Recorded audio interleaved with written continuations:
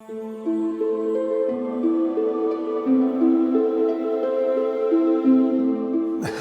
everyone and welcome to The Merchant's Way. Now, it wasn't the previous episode, but a previous couple of episodes when we're up in the painted chamber. I remember in flight in Speak, and I said to you I looked for a book which wasn't there. Now this is what I was looking for. That's the Archaeological Journal, and we'll do an insert for you to see that much closer. Because the gist of that was that, these wall paintings at Ellys Manor House are said to be, still today, the most important and extensive late medieval domestic wall paintings in the country. And yet, there are some lovely books now on wall paintings in England, and you will not see anything mentioned about these. Now, this was the only time we had people from the Courtauld Institute come in. And this was put together in about 2008. And so for the first time, due to our efforts, we'll see, which like I say, we'll do an insert. So here it's well documented, making comparisons with other houses, such as Haddon Hall in Derbyshire, which is a real favourite of mine. And it's one of the places that also inspired me as a very young person to have set me on my journey for all of this. And I'd love to think actually one day that we might talk with them and go over there and do some of what we're doing here over there. Because in their chapel, they have some wonderful wall paintings too, which again bears similarity, and it's mentioned in the book here. And now, going back to, I briefly mentioned on this previous episode to what we're now doing, the old Palace of Westminster. Now, again, we have here, which is another favourite of mine, and again, we'll do close-up. This is Dr. Binsky's book. And here we'll see what I mean. These were some of the finest. And again, they know exactly who the painters were because it was so well documented. Now, that was burnt down in 1834. Sadly, but because they were so well documented both before and after the fire, we know quite a lot about them today. And bits have been found in various places. And also at Windsor Castle too, in St. George's Chapel, in our painted chamber, we've got, for instance, and I think I might have mentioned this to you before, the pomegranate. We share that with them. But also the acanthus, the way it perambulates, which all goes back to early Europeans. And of course the fable, Aesop's fable, the fox and the crane. Now there is another house actually, I've yet to visit this, Cothay, down in Somerset, where they've got to Reynard the fox. This is the fox being tried by two geese, and you see him hanging.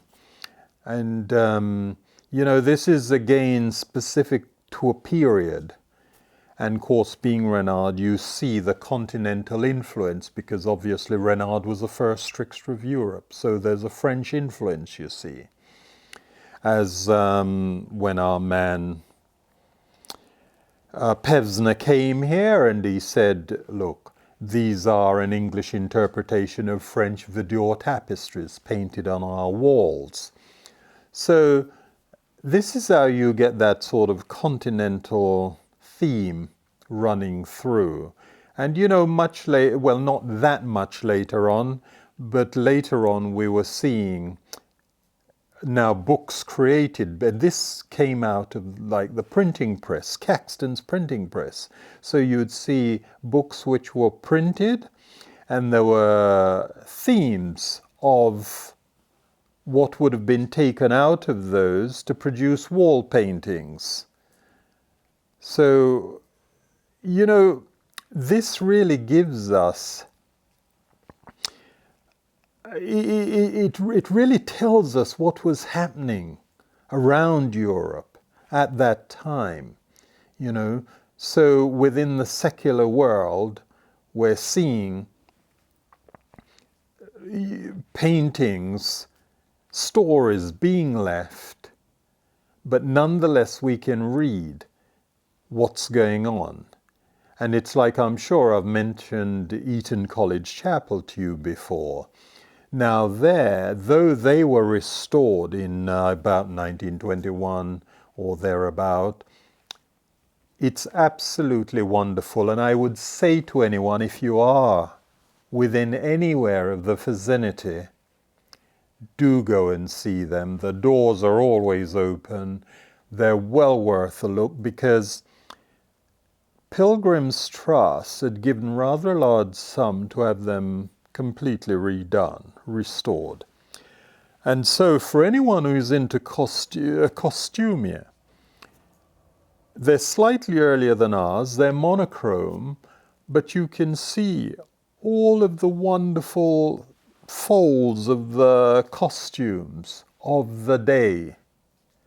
So take, for instance, if someone was doing a film or a documentary and you wanted to see exactly how the costume would look and be worn at that period, there's something you can visually see because it's there drawn on the walls. So that's really quite worthwhile. Now, Longthorpe, about 30 miles down the road, in just outside of Peterborough, they too. But I have to say, when I first came to this part of the world, I visited Longthorpe on numerous occasions. And,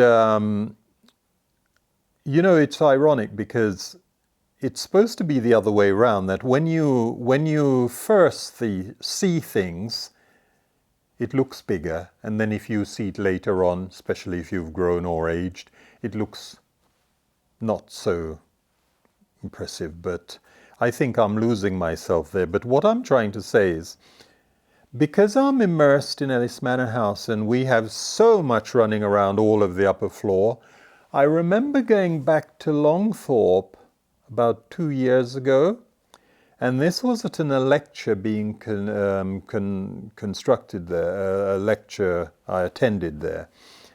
And it looked tiny. I couldn't believe, I thought, this is absolutely tiny. I mean, still, don't get me wrong, impressive, but compared to our great room and just the sheer extent of mind you, they are earlier than we are. But nonetheless, the surface area just isn't the same. And, these places I will always recommend, as I've said to you in previous episodes, because I want to share it with you.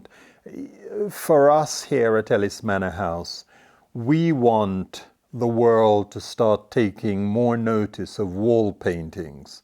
Because as I've just alluded to in our previous ep, it is the visual image that we can rely more on than the spoken words because of what we're now finding. So, if, for instance, Chevet Cave hadn't been such a wonderful find over 30,000 years ago, we wouldn't know that there were lions roaming Europe, and some of the animals which were roaming Europe were doing so. Because the way we are now, we would have no concept of that. And this is why it's so incredibly important. Okay, well look, I hope you've managed to stay with me on that, and you are understanding where we're trying to go with this and the attention we're trying to bring to this. So we'll see you on the next voyage, and thank you for being with us. And don't forget to like these and to share them with your friends and families.